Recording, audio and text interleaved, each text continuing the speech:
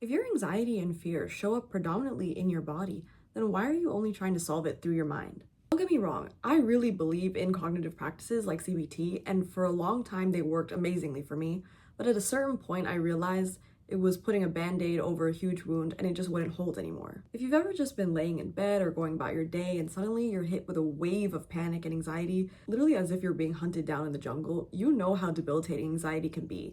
I've seen so many TikToks about how all-consuming and isolating anxiety can feel, and trust me, you're not alone. Just a disclaimer, I'm not a psychologist or a psychiatrist. This video isn't for general anxiety disorder or other diagnosable anxiety disorder. It's mainly about the nervous system's role in sending us anxiety and fear. The main question we have to ask right now is, why do we feel like we're in danger when we're physically safe? Answer to that the nervous system is always trying to protect you from pain. No matter what, whether that's feeling past pain, present pain, or even preventing future pain. The nervous system perceives danger and sends us sensations of fear and anxiety to either act on things or avoid them. What you need to know is that the nervous system does not just react to physical danger. It reacts to emotional and relational danger in very similar ways. So let's talk about safety before we get into danger. Emotional safety is that internal feeling that it's safe to feel, express, and process your emotions without fear of being rejected, punished, ridiculed, or shut down for it. Relational safety is a sense of safety that comes from the quality and reliability of a relationship with someone. So this means that knowing that person respects your boundaries, doesn't intentionally try to harm you, betray you, or abandon you,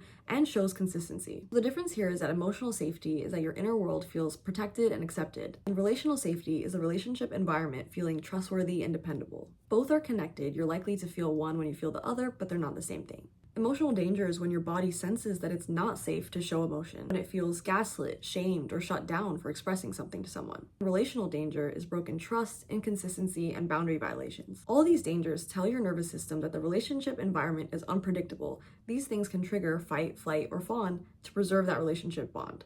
And of course, physical safety and physical danger play a huge part as well. These things trigger the survival modes in your body and nervous system the same way that physical danger does. Living in survival mode constantly means that your thoughts and belief systems reflect that. It means that your body is always on high alert and your mind is always scanning for danger. Living every day without any sort of nervous system regulation or release can make anxiety and fear your baseline. It means that your window of tolerance in things that your body can handle without switching you into a survival mode is a lot smaller than you want it to be. Psychological and emotional danger really affect people on a daily basis. If you've ever been around or very close to a volatile person, you know this. Your nervous system is on constant alert. You're asking yourself, am I gonna get their good side or their bad side today? When your body feels scary and uncomfortable sensations of fear and anxiety, your brain starts to send you protective messaging. It does this because it thinks it can help you avoid further pain. Did I do something wrong? Are they mad at me? Should I go apologize? Over time, these cement into unconscious belief systems, like it's always my job to fix things or apologize first.